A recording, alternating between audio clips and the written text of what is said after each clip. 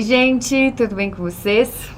Eu espero encontrá-los bem, saudáveis, apesar do capitalismo e do momento que a gente vive, né? A coisa não tá nada fácil. Mas, depois de um longo tempo, voltamos aí, né, aos vídeos no nosso canal. E voltamos com uma obra, né, particularmente especial, que é o Manifesto do Partido Comunista. Estou aqui com a edição da Sunderman, inclusive convido vocês a irem lá no canal da Sunderman, né, ver, acompanhar aí as publicações, enfim, muita coisa legal. Mas por que falar de Manifesto do Partido Comunista, né? Eu acho que essa é uma pergunta que inegavelmente vai ficar entre vocês, principalmente porque não tem tanto tempo. Fizemos um documentário belíssimo, né? Que se vocês ainda não assistiram, assistam. Vou deixar o linkzinho aqui embaixo. Mas se já assistiram, revejam, né? Reassistam. Enfim, consumam esse material, porque ficou especialmente incrível. E óbvio, né? Porque a gente tinha gente maravilhosa trabalhando nele. Um beijo, inclusive, né, para o nosso artista, o Romerito, que fez ele ficar, né, muito especial, o nosso documentário. Mas por que, né, falar então de Manifesto Comunista dentro desse contexto? Bom, estava eu, há pouco tempo, lendo um artigo de um papa da Mega, né, e nesse artigo ele menciona algumas coisas sobre o manifesto que me fizeram ter muita vontade de fazer esse vídeo, de trazer algumas discussões, porque eu acho que a gente tem que ficar voltando sempre, né, a algumas reflexões, principalmente dentro da tradição marxista. Não vou dizer quem é, porque o objetivo aqui não é polemizar com ele, tá? Então, assim, a questão aqui não é uma polêmica direta com ele, mas com uma concepção, com uma visão, uma compreensão de manifesto. Era um artigo que, né, tratava ali sobre o problema da individualidade no pensamento do Marx, em especial no Capital, e um dos tópicos era fetichismo, né? E ele fez ali um paralelo, ele fez uma comparação entre o manifesto, entre a elaboração do manifesto e a elaboração do Capital, dizendo que o Marx mudou, né, que ele estava equivocado no manifesto, e que no Capital ele chega a algumas conclusões com relação ao fetichismo. E esse comentário, ele me incomodou profundamente. Me incomodou profundamente, não porque a gente não possa pensar a continuidade e descontinuidade do pensamento do Marx, ainda que tenha uma turma que queira buscar muito mais as descontinuidades do que a continuidade, mas enfim, papo para outro vídeo. Mas porque ali está sentado numa concepção de manifesto que eu queria debater, né, com vocês, eu queria debater muito aqui nesse vídeo. Antes de mais nada, é preciso localizar de novo quando que isso aqui foi escrito, por que foi escrito, porque isso faz toda a diferença do mundo. O manifesto ali, né, é escrito no final de 1847, início de 1848, num momento muito importante ali na conjuntura europeia. Muitos de vocês sabem que em 1848 estoura um processo revolucionário no interior da Europa, talvez o maior processo revolucionário que já tenha ocorrido, né, até hoje. Não no sentido da importância e da consequência, né? Obviamente a Revolução Russa ela vai ter um papel, um significado muito maior, mas digo do ponto de vista da magnitude, né? Os processos revolucionários de 48 se combinaram e se transformaram de fato num processo continental europeu. A única revolução que tomou essa proporção continental foi a de 1848. Só que em 1847 a gente já tinha um cheiro, né, de insurreição no ar. Se a gente pega os autores que trataram da época, que vivenciaram a época, por exemplo, né, Tocqueville, que nem é um revolucionário comunista, mas ele tem um livro que se chama As Lembranças de 1848, por exemplo. Ele vai falar como que em 1847 a coisa já tinha ali um trem fermentando, né? A gente já tinha ali uma ebulição se construindo, porque a gente tinha um momento de crise, né? Existe uma crise econômica na Europa, as condições de vida já estavam muito difíceis, comer já estava muito difícil, enfim, aquelas condições que a gente sabe que são fundamentais para que, né, uma insurreição se instaure. E a Liga dos Comunistas está ali no seu processo de organização, de desenvolvimento, enfim, e no final de 1847, a partir de algumas deliberações organizativas, se encomenda a elaboração de um manifesto. O Marx fica responsável pela escrita e ele escreve um manifesto do Partido Comunista. É importante lembrar uma coisa, né? Inclusive apareceu esse comentário lá no vídeo do documentário, né? Aproveito inclusive para respondê-lo, talvez, ou não sei. Porque no documentário a gente não cita o Engels, né? E aí fizeram uma pergunta / provocação lá no vídeo, e falou assim, pô, só o PSTU mesmo para não citar o Engels no vídeo do manifesto. E aí a gente vê que é uma provocação tanto barata, assim, né? Porque se a gente for pegar a ferro e fogo, quem escreveu o manifesto foi o Marx. Não foi a 4 mãos, foi a 2, as 2 mãos do Marx. O Marx, ele utiliza um texto do Engels, Princípios do Comunismo, né? Utiliza em que sentido? Ele leva em consideração algumas elaborações, toma ali, né, algumas questões que o Engels já tinha colocado para si e elabora o manifesto. Então, assim, na rigor, esse texto é do Marx. Mas fica aí a provocação barata, né? Mas também, lá no documentário, a gente estava se propondo a fazer outras coisas, então, enfim. Mas fica aí um esclarecimento, né? Mas, de qualquer forma, então, o Marx, ele escreve, né, o programa dessa nova organização. E é sobre isso que eu queria tratar nesse vídeo. Então, por que falar de manifesto agora? Porque eu quero pensar, eu quero elaborar, eu quero discutir essa questão do manifesto do Partido Comunista ser um programa. E como que essa ideia ela foi esquecida, ela foi abandonada, ela foi deixada de lado pela tradição marxista. Não por acaso, gente, né?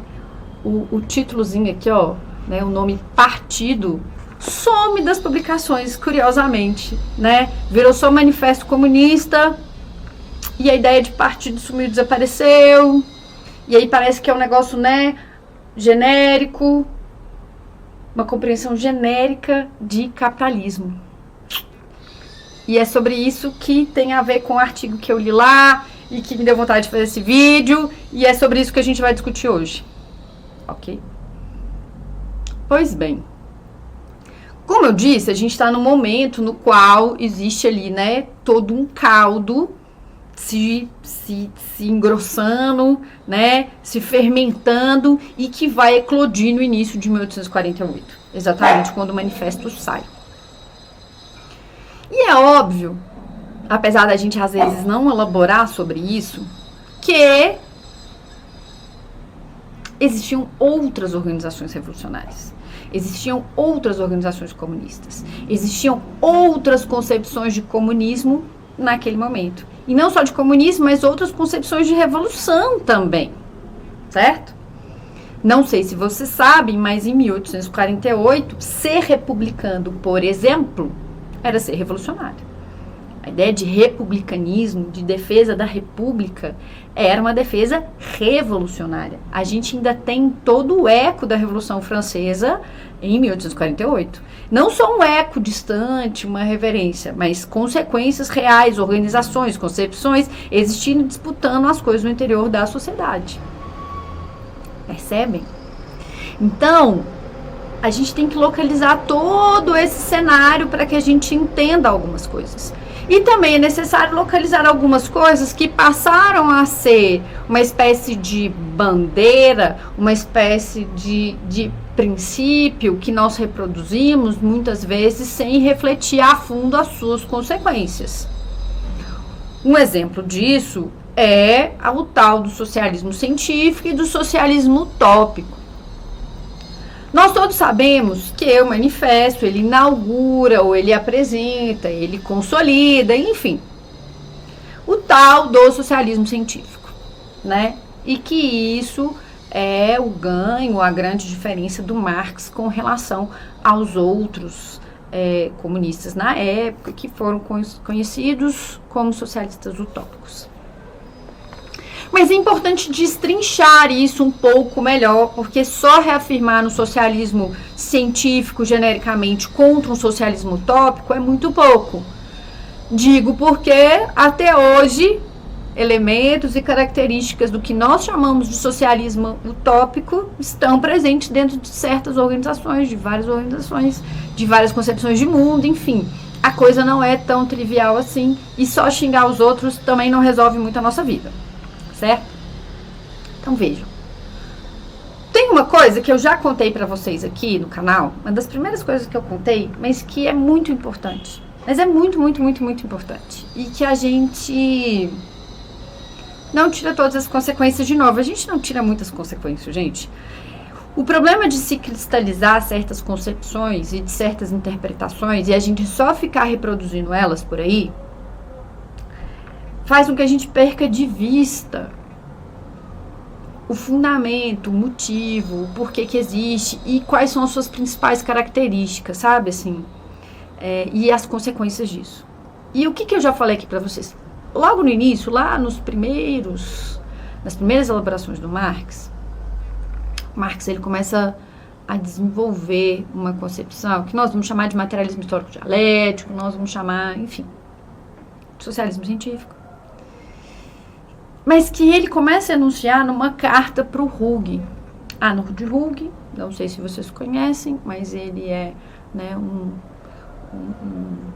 um exilado, assim como o Marx alemão, na França, com quem o Marx ele vai construir ali os anais franco-alemães. Eles brigam depois e a parceria ela é bem breve, na verdade. Mas vejam, Marx escreve uma carta para o Hug em 43. E essa carta, eu acho ela assim, um primor, né? E muito fundamental para a gente entender o pensamento do Marx, o itinerário do Marx, por que o Marx faz as coisas que ele faz, e para que a gente entenda essas bases fundamentais do que veio a se chamar de socialismo científico, de materialismo e por aí vai, e que vai estar aqui no manifesto. O Marx vai escrever nessa carta que, né, o jornal, os anais franco-alemães, eles estão ali na discussão dos anais, o jornal ele precisava não reforçar e proclamar as ideias que ele defendia, o jornal, de forma dogmática para os outros, mas que se deveria partir da forma com que se pensava naquele momento, para que se pudesse dialogar com aquela forma de pensar. Veja, gente, isso é absurdamente revolucionário e absurdamente diferente da forma com que normalmente nós procedemos no interior da sociedade, na forma de compreender a política, na forma de se fazer política que a gente está acostumado a ver por aí, né? Por que eu estou dizendo isso? Normalmente a gente tem certas convicções e a gente simplesmente reafirma nossas concepções e chegamos a brigar com o outro, né? E bater boca, não sei o quê, empurrando goela abaixo o que a gente pensa pro outro. O que o Marx está dizendo é que esse não deve ser o procedimento. Que a gente deve compreender por que o outro pensa como ele pensa, por que aquelas ideias existem na realidade, mostrar os limites dessa concepção e aí sim trazer, né, essa forma de compreender diferente para o outro, como processo de convencimento. Isso é muito difícil de ser feito. Normalmente a gente quer reafirmar o que a gente pensa, né? A gente pouco quer saber, inclusive a gente acha que o outro pensa um profundo absurdo completo, a gente xinga o outro, enfim. Mas ele já escreve isso lá nessa carta para o Hug em 1843. E se a gente for ver no percurso do Marx, a gente vai vendo que isso é muito fundamental para ele. não só compreender por que as pessoas pensam como elas pensam e de onde vêm essas ideias, mas quais são as bases efetivamente existentes que sustentam tudo isso. Ou seja, por que o mundo é assim? Por que o mundo se organiza assim? Por que esse mundo produz as ideias que produz? E por aí vai. Se a gente for vendo toda a elaboração do Marx, né, nos anos 40, a gente vai vendo que ele vai sendo obsessivo nesse lugar. E não por acaso, na ideologia alemã, ele vai fazer todo um conjunto de polêmicas com os reformadores da consciência, que, diga-se de passagem, vão reaparecer aqui de novo no manifesto, e por isso os menciono aqui. Né? O socialismo verdadeiro alemão, né, proclamado pelo Stirner, por exemplo, ele propunha uma espécie de reforma da consciência, ou seja, reformando a consciência, reformaríamos a sociedade que a gente vive, né? Reformando a forma com que as pessoas pensam, nós transformaríamos a sociedade. Isso parece, né, familiar para você? Eu imagino que sim. Mas guardem essa ideia aí que um dia a gente desdobra ela, a gente desenvolve ela. E o Marx está dizendo que não é assim que as coisas funcionam, né? Que não é reformando a ideia pura e simplesmente que nós vamos transformar a sociedade. Mas ele também vai entendendo como que essa consciência, ela também é parte dessa realidade, ela também, né, se constitui a partir das relações efetivamente existentes, como que essa consciência, ela também age e atua nessa realidade, vide as teses de Feuerbach, né, que ali a gente já tem esse mecanismo de ida e vinda das coisas. Então, ao longo desses anos, o Marx ele vai compreendendo a realidade como ela é, ele vai tentando aprofundar cada vez mais nessa forma de compreensão e de existência da realidade conjuntamente, então como a gente explica, como que a gente vive, enfim. Ele está ali quebrando a cabeça com relação a tudo isso. Que, diga-se de passagem, é algo muito distinto do que tradicionalmente se faz do ponto de vista filosófico, né, do ponto de vista histórico, para compreender a realidade e a sociedade que a gente vive. E aí, nesse meio do caminho, ele se aproxima, né, do movimento organizado dos trabalhadores, e ele vai entendendo a importância dessas organizações de trabalhadores. Não por acaso eu falei aqui para vocês, né, no último vídeo publicado no canal, até o momento, sobre as glosas marginais, que ele está ali debatendo, né, exatamente com essas questões de transformação da sociedade, o limite da política, mas não a partir do desejo dele, daquilo que ele acha que deva ser a sociedade, mas a partir do que ela é, como as coisas se manifestam e como que a gente tem que atuar dentro disso. Então, quando ele escreve o Manifesto do Partido Comunista, já nesse ambiente, né, efervescente e revolucionário, esse ganho teórico dele, ao longo desses anos, refletindo, elaborando e pensando essas bases, a partir dessa concepção, não posso partir do que eu acho que as coisas devam ser, mas daquilo que elas são, faz com que ele apresente uma concepção de realidade que muda tudo. E não por acaso o Manifesto do Partido Comunista vai ser conhecido, né, como o grande inaugurador ali do socialismo científico contra o socialismo utópico. Mas vejam, isso aqui ainda é um programa para uma organização e que está disputando com outros programas de outras organizações, porque esse não foi o único manifesto que surgiu naquele momento. A gente tinha outros manifestos, mas a gente vai entender por que esse é o que fica, né? Por que esse é o que nós conhecemos. Mas existiam outros, a partir de outras concepções. Então, se a gente começa a parar e olhar para o manifesto, né? Este manifesto, e pensar na estrutura dele, a gente vai ver que as coisas não são arbitrárias, né? Esse texto ele é organizado em 3 partes, certo? A primeira delas, burgueses e proletários. Por que essa é a primeira parte do manifesto? Antes de mais nada, é importante a gente pensar que o Marx está partindo da realidade como ela é, não da realidade como ele gostaria que ela fosse. Então, quando ele vai falar dos burgueses proletários, aqui ele está demonstrando e está apresentando a forma de organização dessa sociedade. Quais são as características dessa sociedade? Como ela se fundamenta? Por que ela se fundamenta assim? Então, a gente tem uma forma de organização social que surgiu a partir da destruição da anterior. Não por acaso ele vai falar, né? O que era cristalino, o que estava cristalizado se desfaz, o que era sagrado passa a ser profano, enfim. O capitalismo, ele desvirtua, né, a sociedade anterior, ele desmancha a sociedade anterior, que é a sociedade que nós chamamos de feudalismo, e constitui uma nova. Ou seja, existem ali novas formas de organização, que constituem novas classes, ok? E essa sociedade, com essas duas classes fundamentais, né, possui uma contradição, possui um antagonismo interno, que para que uma classe viva bem, a outra precisa ser explorada, precisa ser degradada, enfim, oprimida. E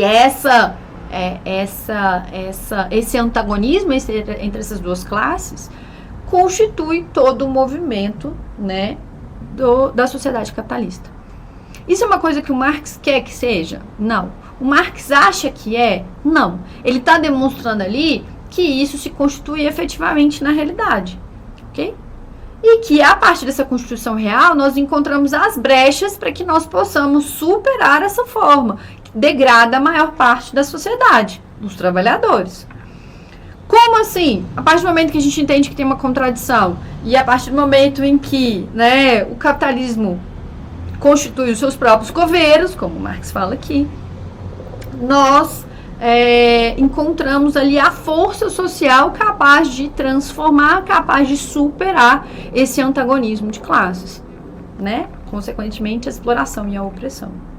Mas como é possível fazer isso? Bom, eu tenho o que é a forma como que a coisa se constitui, as características dadas pela própria realidade, que foi conformada não pela vontade de ninguém, mas por condições históricas, objetivas, reais e por um movimento de organização dos homens na sociedade. Pois bem, então como que nós podemos fazer isso? Bom, para poder então, né, superar essas coisas, é preciso que o movimento organizado de trabalhadores encontrem as ideias comunistas. Qualquer ideia comunista? Não. Essas, né, que o Marx está aqui defendendo, essa forma, né, de superar a sociedade a partir das condições objetivas e concretas da própria sociedade. Então, a gente tem a segunda parte do manifesto. Qual é a segunda parte do manifesto?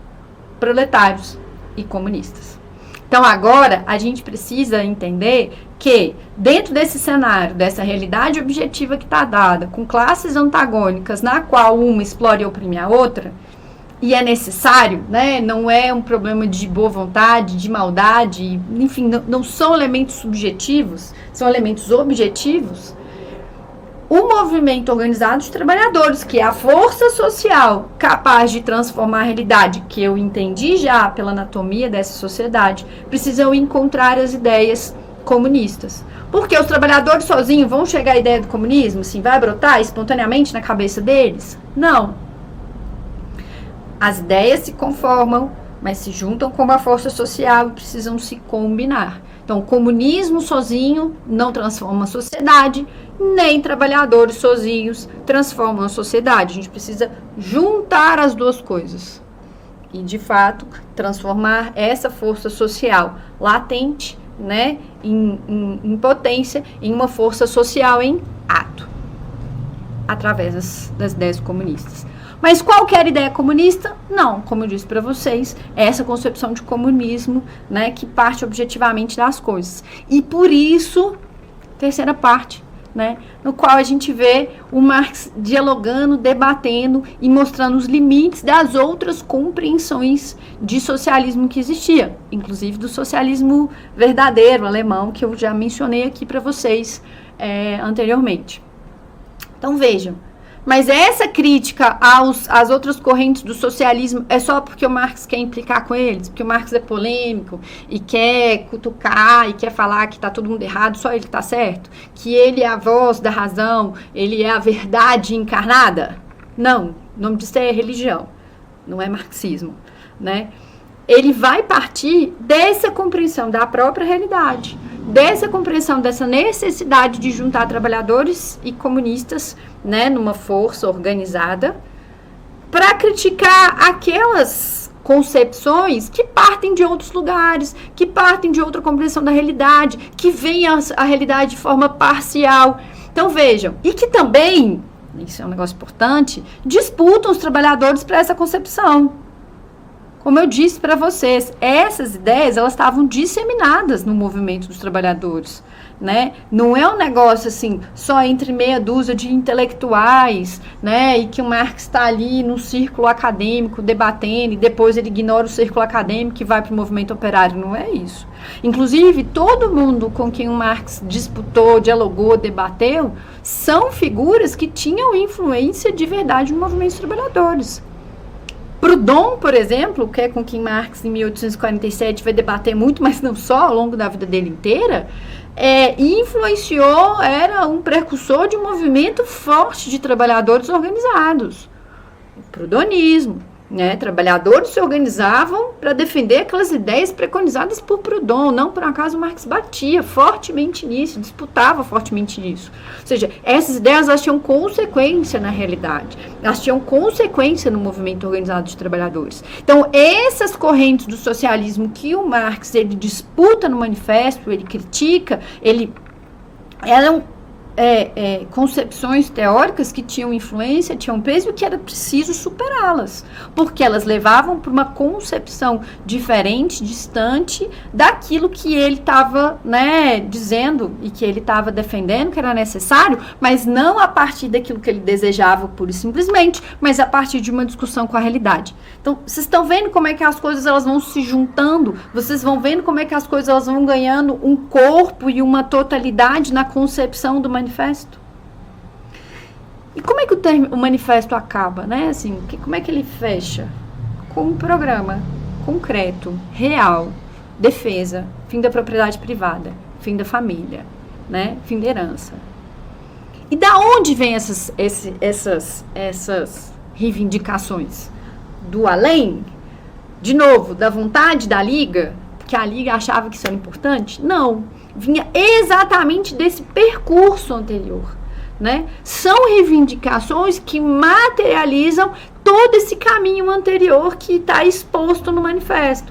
Uma concepção da realidade, a necessidade de juntar trabalhadores e comunistas, né, num movimento organizado, e a crítica e a diferenciação com essas outras concepções. Percebem? Então, assim, só para pincelar um negócio, como é que isso tudo tem consequência. Se a gente avançar no tempo e for lá para o período da Internacional, por exemplo, essa discussão da herança vai ser, vai se desdobrar, né? Vai ter todo um embate entre o Marx e o Bakunin sobre esse tema dentro da Internacional, que é interessantíssimo, inclusive, para a gente entender isso que eu estou dizendo para vocês sobre o problema do programa, que o programa ele parte de uma realidade concreta, de uma concepção da realidade, né? E que ele parte dessa necessidade dos trabalhadores organizados, mas não pura e simplesmente enquanto um movimento de trabalhador, que precisa ser um movimento comunista, ou seja, uma concepção de superação do capitalismo, porque senão a gente vira, sei lá, sindicato, né? Que acontecia na Inglaterra, já nessa época. Percebe? Enfim, então esse programinha final, esse conjunto de reivindicações, esse sistema de palavras de ordem, alguém já deve ter ouvido falar disso por aí, mas enfim, falamos disso depois, mas esse conjunto de reivindicações, ele surge, ele brota desse caminho anterior, ou seja, ele é a materialização desse caminho. Se nós conseguimos fazer esse conjunto de reivindicações, se nós, né, convencemos os trabalhadores a necessidade de cada uma daquelas pautas, a gente já vai estar materializando essa concepção de realidade, a gente já vai estar materializando a necessidade de uma organização dos trabalhadores junto com os comunistas e mostrando o limite das outras organizações. Mas sem ficar ali num debate teórico abstrato de ideias, de reforma da consciência. Percebem? Então, isso que o Marx está fazendo aqui é muito diferente do que as outras, né, movimentos e organizações faziam. E por isso que isso aqui é, né, a inauguração, por assim dizer, de forma ampla, aberta e sistemática do tal do socialismo científico. Científico porque ele não parte do dever ser. Ele não parte daquilo que eu gostaria que fosse. Eu não parto de ideias para construir novas ideias. Eu parto da realidade como ela é, entendo as brechas dessa realidade, vejo quais são as forças sociais que atuam e encontro, né, as brechas, os caminhos para que a atuação dessa força social leve a uma vitória.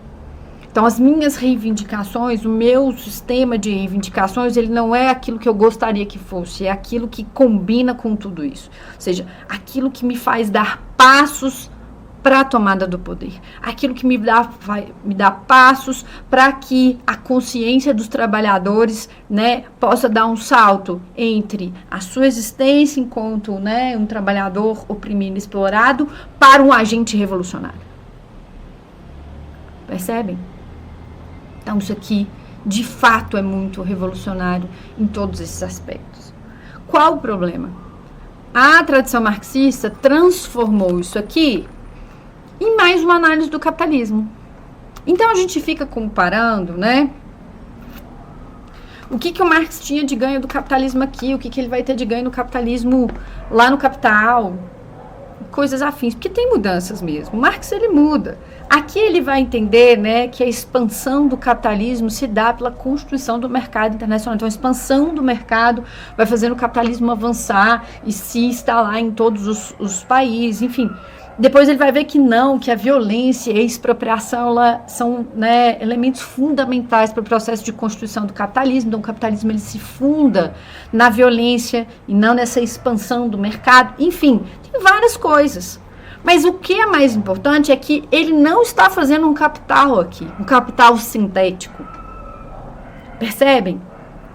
Então, não dá para tratar aqui como esse capital sintético. Qual que é a consequência dessa história do capital sintético? Por um lado, você tem aí, né, marxistas acadêmicos que vão ficar fazendo análise da continuidade e descontinuidade do pensamento do Marx, do ponto de vista da análise do desenvolvimento do capitalismo, mostrando os ganhos, as mudanças, né, que o Marx vai tendo ao longo do tempo. Isso é bom, legal, né? Assim, quando a gente estuda um autor, né, quando a gente estuda um teórico, essas coisas são fundamentais mesmo. Eu faço isso na minha pesquisa, né? Enfim. Mas aí o aspecto revolucionário, o aspecto político disso aqui vai para o beleléu, né? Não tratamos, isso aí não nos diz respeito. Inclusive alguns teóricos acadêmicos, né, alguns marxistas acadêmicos chegam a dizer que o aspecto político do pensamento do Marx, a sua elaboração política, são desvios, né? Desvios jacobinos do Marx. Isso aí é uma coisa que a gente tem que deixar para lá. O que importa é a análise científica do capitalismo. E é por isso que a gente fala só da primeira parte do manifesto, né? Já algumas organizações teóricas, organizações políticas, desculpa, também vão tomar o manifesto como uma análise do capitalismo. E vão ficar só com o manifesto. E aí eles pegam o resto da elaboração teórica do Marx, jogam na lata do lixo. Não tem capital, não tem nada. Aqui está a Bíblia, com toda a verdade, todo o saber. E pronto. Só que, gente, de novo, isso é um manifesto. É óbvio que vai ter um conjunto de coisas aqui que o Marx não está desdobrando, o Marx não está aprofundando. O Marx ele só teve, né, compreensão de várias coisas muito depois. Um exemplo disso é que nesse período aqui, por exemplo, Marx ele nem tinha concepção de força de trabalho. Se a gente pega Trabalho Assalariado e Capital, que ele vai escrever em 1849, bem aqui nesse período, né, durante a Revolução de 1848, a gente vai ver que ele trata só de trabalho. Não tem força de trabalho. Inclusive, o Engels faz uma edição posterior que ele sai botando um monte de notinha assim, aqui é força de trabalho, aqui. Que é um texto muito interessante, mas que ainda está muito aquém da compreensão que ele vai ter, né, da anatomia da sociedade capitalista. E além disso, gente, ele vai ser muito sintético aqui em muitos sentidos. Ele está fazendo um texto para ser lido pela classe trabalhadora, é um texto agitativo, é um texto de disputa, é um programa. Então, é óbvio que de vários pontos de vista aqui vai ser sintético, aqui vai ser apressado, né? Aqui não tem vários ganhos teóricos. O problema do Estado aqui, ele é importantíssimo. Várias polêmicas sobre o problema do Estado aqui, certo?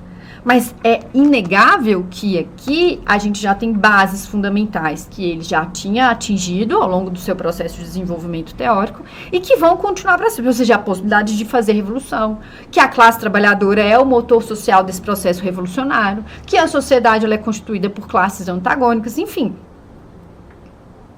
Então a gente continua estudando isso aqui, a gente continua aprendendo com isso aqui, mas não dá para poder, por um lado, transformar isso aqui em mera peça teórica, que nós usamos e comparamos com outras, dentro da obra magna, né, do conjunto complexo de elaborações que o Marx fez ao longo da sua vida, ou substituir toda a obra do Marx e tudo que elaborou por isso aqui. Pronto, se eu entendi Manifesto Partido Comunista, tá tudo resolvido, não preciso ler mais nada do Marx, agora seguir para outros, agora eu vou ler o Lenin, agora eu vou ler... Não é assim que funciona, né? A coisa é muito mais complexa. Mas tem um outro aspecto que eu queria reforçar aqui também, né? É só porque o Marx escreveu isso aqui, que a gente lê, que a gente estuda, porque a gente é marxista e tal. Não. Como eu disse para vocês, outros manifestos, outros programas existiam nesse momento, né? E esse foi um deles. Só que esse foi testado e aprovado pela história. Em que sentido? Teve um processo revolucionário, acabei de contar para vocês, gigantesco. E isso aqui já existia durante esse processo revolucionário. Ele passou pelo crivo da história, né? Ele não só passou por um processo revolucionário gigantesco, e o que está escrito aqui fazia todo sentido para essa revolução, que se desdobrou em 1848 e 1849, como para o processo de organização dos trabalhadores ao longo do século XIX. Ou seja, isso aqui se mostrou de fato uma ferramenta política de intervenção na realidade concreta, real, factível, que fazia sentido, os trabalhadores entendiam, ou seja, passou pelo crivo da história. As outras propostas, ainda que tivessem, né, a sua inserção, elas foram perdendo ao longo do tempo.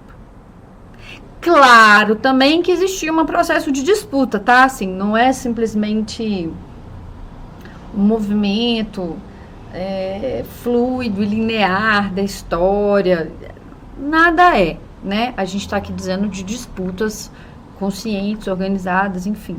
Mas, de qualquer forma, essa estrutura de programa aqui passou pelo crivo da história.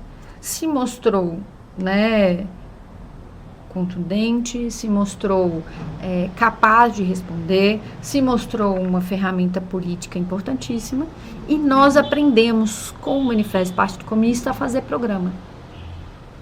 E aí...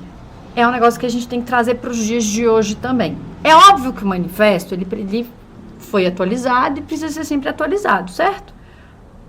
Existem elementos da realidade que não existiam lá na época do Marx. Vide hoje a fragmentação da classe, né, trabalhadora, por exemplo, com as características que a gente vê hoje, diferente de outros momentos históricos. Vide hoje o papel dos sindicatos dentro desse processo, né, da fragmentação, como é que a gente faz, como é que a gente não faz, né, o desenvolvimento tecnológico, tem IA hoje, tem disputa por, né, minerais, enfim, pegando só umas pinceladinhas de coisas para pensar. Então, é óbvio que um programa comunista revolucionário ele precisa ser sempre atualizado à luz dos processos reais concretos. Lembrem, nós partimos do que existe, nós partimos de como a sociedade é, nós não partimos de como nós gostaríamos que a sociedade fosse. A gente quer chegar no lugar que a gente gostaria que fosse, mas esse não é o nosso ponto de partida, nunca, jamais, em hipótese alguma. A gente parte daquilo que é a sociedade como ela existe, a classe trabalhadora com as suas características e as suas contradições. Gostemos nós ou não disso. Mas é daí que nós partimos, porque a gente aprendeu com Marx. Mas veja, se a gente pensar nos programas das organizações que existem, das organizações das quais nós fazemos parte, ou que nós somos simpáticos, ou que nós queremos criticar,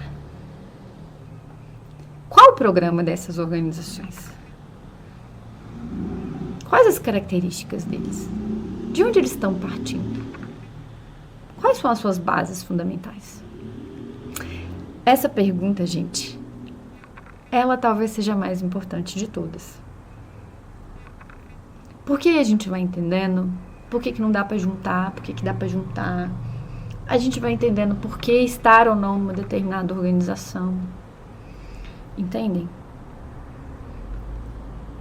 A gente sabe muito bem, eu sei muito bem, que para entender um programa a fundo, demora um tempo. A gente precisa militar, a gente precisa fazer política na realidade, a gente precisa estar junto da classe trabalhadora cotidianamente.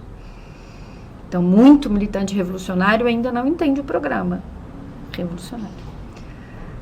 Mas será que todo mundo conhece o programa da sua própria organização? Leu, entendeu, sabe de onde parte? Por que parte?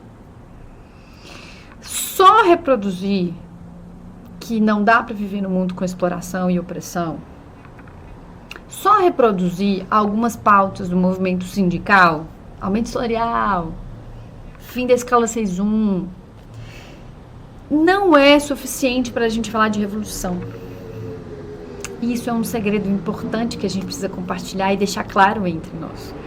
Eu digo segredo, não é porque ele é escondido, é porque a gente muitas vezes, né, vai para o movimento, não tem claro essas coisas na nossa cabeça, estratégia, né, e tudo mais. E quando a gente olha para o manifesto, a gente tem que voltar para esses lugares. A gente tem que voltar para essa estrutura, a gente tem que voltar para a compreensão geral da realidade, porque a gente tem uma tarefa, tomar o poder e construir uma outra sociedade no qual nós vamos geri-la. E gerir uma sociedade dá trabalho, gente. A gente precisa fazer as pessoas comerem, a gente precisa de questões energéticas para fazer a sociedade funcionar, a gente precisa de produção, a gente precisa de tudo isso. Isso não vai desaparecer no comunismo. Percebe? E tudo isso, né, essas reflexões todas, elas começam aqui no Manifesto do Partido Comunista, mas elas chegam nos nossos dias atualizadas. Então fica aí, né, o convite para vocês estudarem mais o programa, para vocês falarem mais de programa, para vocês compreenderem mais os programas das organizações, para vocês ajudarem a construir programas, porque isso é uma construção coletiva, né? Esse manifesto do Partido Comunista do qual eu estou mencionando foi escrito e elaborado pelo Marx, mas não foi o Marx sozinho. Ele sintetiza, ele traz isso. Mas, como eu disse, ele usou o texto do Engels, ele trouxe, né, a experiência de organização da classe trabalhadora, efetivamente existente, com suas revoltas, com as suas greves, com seus processos de organização, com suas próprias organizações. Eu disse para vocês que o pensamento comunista não tinha surgido nesse momento, ele já era, né, anterior à existência do Marx, ele volta lá para a Revolução Francesa, inclusive. Então, Marx, ele bebe de uma tradição de quase, né, 100 anos antes dele, para pensar e refletir tudo isso. Ele está em polêmica com outras organizações. Então, veja, tudo isso está aqui, nesse textinho sintético, simples, mas que nós temos que desdobrar em tudo isso e não substituir a obra do Marx por ele e nem menosprezá-lo como ferramenta política, tratando-o apenas como peça teórica, né, de análise da realidade. Então, vamos colocar o manifesto no lugar dele, vamos pensar nesses ganhos, mas vamos ir além, que é com certeza o que o Marx gostaria que nós fizéssemos, né, com essas elaborações todas. Então era isso que eu queria compartilhar com vocês. Eu queria dar uma cutucada nos marxistas acadêmicos também, mas queria refletir sobre o próprio movimento marxista revolucionário, que se reivindica, pelo menos, o marxista revolucionário na realidade hoje. Queria falar de novo do manifesto, porque eu acho que a gente tem que voltar sempre a ele, porque ele é muito importante. E, óbvio, voltar aqui para o canal, né, para a gente fazer todo um debate teórico muito importante sobre Marx, o marxismo, enfim, porque é muito fundamental nos dias de hoje. Então é isso, espero que vocês tenham gostado, né? Nos vemos em outros vídeos e até mais. Um beijo, tchau, tchau.